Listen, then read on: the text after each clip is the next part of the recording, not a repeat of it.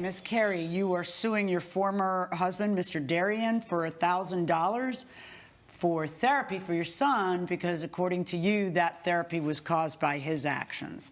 How long were you two married? We're married for about 5 years. Okay, and how old is your child? Our child's 7 now. Okay, and the child, what's the child's name? Skylar. Skylar. A father secretly bought his 7-year-old son a hamster and made one devastating mistake, telling him to hide it from his own mother. So, what happened here? Your husband bought your child a pet, apparently without your consent. Yeah, we've been separated for 2 years. We had an agreement that we would discuss anything that happened in our individual households that might pertain to each other. He had bought Skylar... That might pertain to the child, you mean? Might pertain to the child and each other. Like if the child came over, like if I put Skylar into piano lessons, right, then I would tell Fred, so that that he could also practice at Fred's house. Okay. So I thought if he got Skylar a hamster, he would tell me. However, he didn't tell me, and Skylar had... Why didn't you tell her? That's kind of something that would come up, right? Yeah, Your Honor, we agreed to discuss things that were big. That were, big, like, Skylar got straight A's, or Skylar's going to a new grade. We didn't agree to discuss small things, and you consider the purchase of a pet a small thing? Purchase of a hamster. Of a hamster, right? Except you told Skylar not to tell his mother. Is Skylar a boy or a girl? Skylar's a boy. You told Skylar not to tell his mother. Well, this was exclusively a dad and son activity. No, but yeah, see, if it's not a big deal, what difference does it make if he tells his mother? Why would you tell him to keep something from his mother? I didn't explicitly tell him not to say, and I figured that you did. You admitted you did.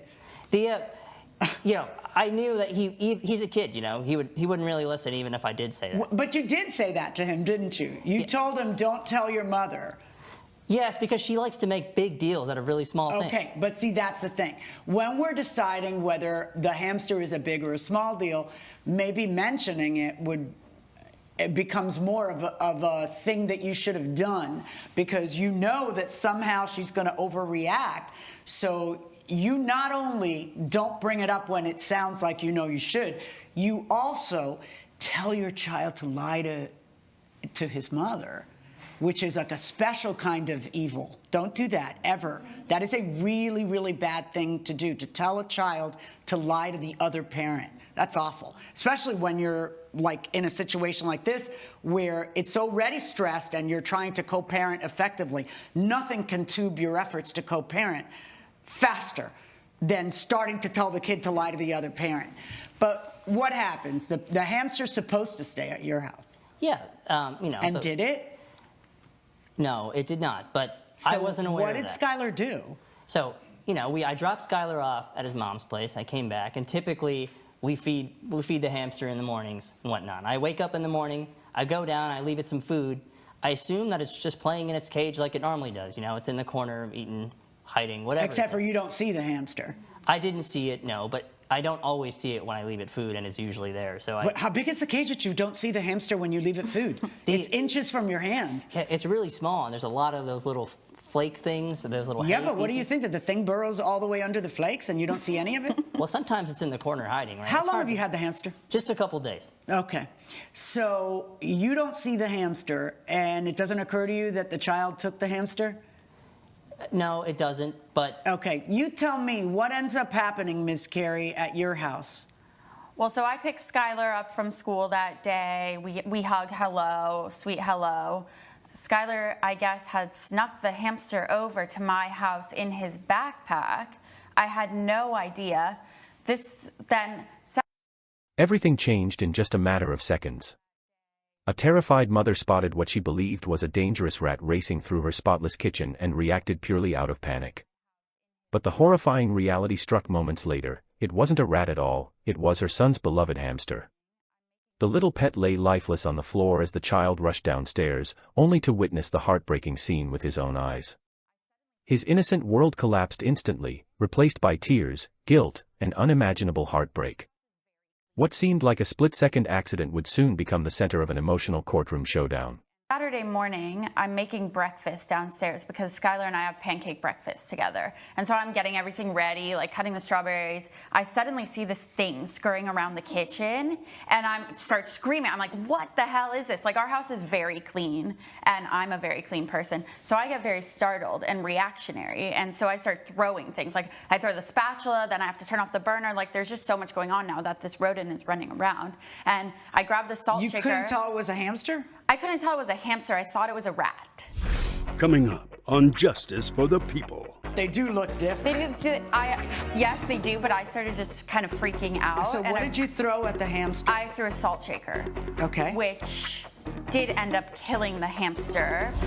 And later, Part of what I do is house items, so doing laundry, dishes, picking up around the house as a nanny. So she's not allowed in the kitchen without you? Because they look a little different.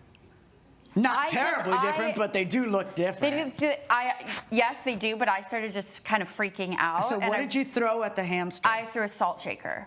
Okay. Which did end up killing the hamster. And where's Skylar while all this is happening? so Skylar's still in bed because I surprised him with pancakes. Like, it's 8 a.m. He's still asleep. Well, pancakes aren't the only thing you surprise him with, though. You're right. So Skylar comes down when he hears a commotion. Skylar hears me screaming. Yeah. Skylar comes downstairs, sees his hamster dead on the floor. At this point, did you realize it was a hamster? Not until Skylar sees the hamster. Skylar starts screaming and crying hysterically. And As both parents searched for someone else to blame, the judge shifted the courtroom's focus to the real victim, the child. She condemned the father's decision to encourage secrecy, calling it one of the most damaging things a parent can ever do. According to the judge, teaching a child to hide the truth destroys the very foundation of healthy co-parenting. The courtroom fell silent as every word carried the weight of experience and undeniable truth. This case was never just about a hamster, it was about broken trust, fractured communication, and emotional responsibility. And the judge made it crystal clear that neither parent could escape accountability. what was he saying? Skylar says, my hamster Penny, my hamster Penny. I'm like, you have a hamster? And he's like, Dad, Dad. And I'm like, what? Tell me. He's like, Dad bought me a hamster and I brought it over here because I didn't want to leave it. And where did he put the hamster? He had And it why in did he his take the room hamster for- out of there? I know he's 7 and that's the answer, but why did he take the hamster out of Dad's house when told not to, when told this is a dad house pet?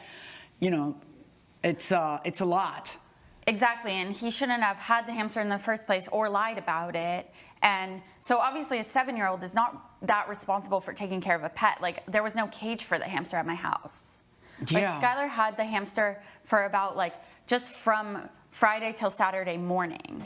At your house? At my house. Well, did you ever talk with Skylar and find out where he was hiding it and what his game plan was? He was hiding the hamster in his bed that night. In his bed? Yeah, he was just sleeping Chained? with the hamster. Like, wait, the hamster's not going to stay in the bed. No, he was just sort of keeping and it we're at back the bottom to he's 7. under all the blankets. Okay, yeah, exactly. He was just being a kid, know? Right. He didn't really have any foresight He must with have it. been so upset when he saw the hamster. He was so upset, and I felt so guilty. Okay.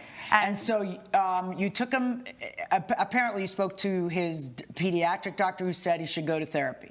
Yeah, so Skylar wouldn't go to school on Monday. So Sunday, I tried to take him to the fair. Skylar was just so upset at me, at himself, at his dad. It started sort of escalating into this whole thing of why did you and Dad get divorced? It really sort of kept piling on itself. And Skylar just kept crying. And Monday, he wouldn't go to school. And so then Tuesday, I called. His pediatric doctor recommended that I take him to a child psychologist. And did you take him? Yeah. So I couldn't get an appointment until... The child's grief became so overwhelming that even everyday life came to a complete standstill. School no longer mattered, smiles disappeared, and the emotional trauma continued to deepen with every passing day. Doctors ultimately recommended therapy, proving this tragedy had reached far beyond the loss of a tiny pet. Both parents insisted the other was responsible, yet neither could completely deny their own role in the heartbreaking outcome. Sometimes the deepest wounds aren't physical, they're carried silently inside a child's heart. About a week later. All right. We and went. once you took him, you had him see the psychiatrist. Yeah. Psychiatrist or psychologist? Psychologist. Okay, the psychologist, and you got a price and everything else, right? Yep. And then you called Dad to say our kid is seeing a therapist. Well, he didn't tell you about the hamster, but you didn't tell him about the therapist. I had actually reached out to him asking him to split the therapy with him, me. But you had already met with the therapist. Completely, yes. I had kind of on our initial call when I got mad at him about getting the hamster in the first place, I said, I'm going to put our son into therapy. And he was just busy because he's an accountant and he's always just prioritizing work. And so he's like, okay, Elizabeth, whatever. Do you feel any blame for anything that happened or no?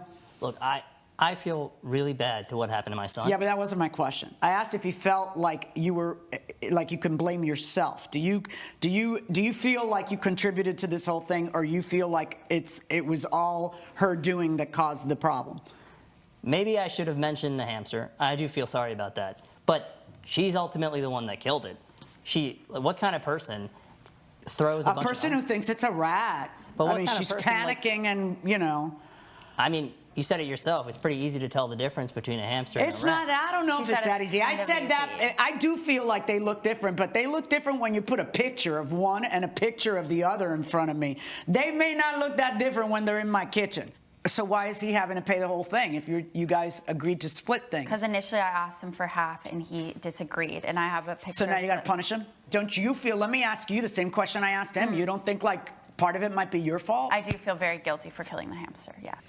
And his doctor suggested that it would be in his best interest. Then you folks have rules for this. It's called your divorce decree, where you're supposed to be paying half of his necessary medical bills. Nobody sits around saying, who gave him the cold? That's not how it works. It's the child needs it, and you're both supposed to pay half. As luck would have it, you're both kind of responsible anyway, because you apparently have a child who's going to smuggle a hamster. This is something that you maybe should have predicted and checked for the hamster and frisked him before he left your house, I don't know, and made sure that the hamster was there. So you have some complicity in this too, especially, I really hate the fact, I don't think it has anything to do with this, but I hate the fact, well, maybe it does. Maybe that's half of what he wanted to go to therapy for. We don't know. But I hate the fact that you told, don't ever do that again. Promise me you're not gonna do that again. That really hurts your kid when you tell your kid to lie to the other parent. I promise. Don't do that again. Okay, all right. The sessions were $1,000 total. I'm gonna order you to pay her $500, and each of you are gonna end up eating half of that like you're supposed to. In the end, the judge refused to declare a single winner because both parents had failed their son in different ways. The father's secrecy planted the first seed of disaster, while the mother's panic completed the tragedy. The therapy bill was divided equally, but the real judgment went far beyond money. The court's message was unmistakable: children should never become casualties of adult conflict. Ms. Berlin. What started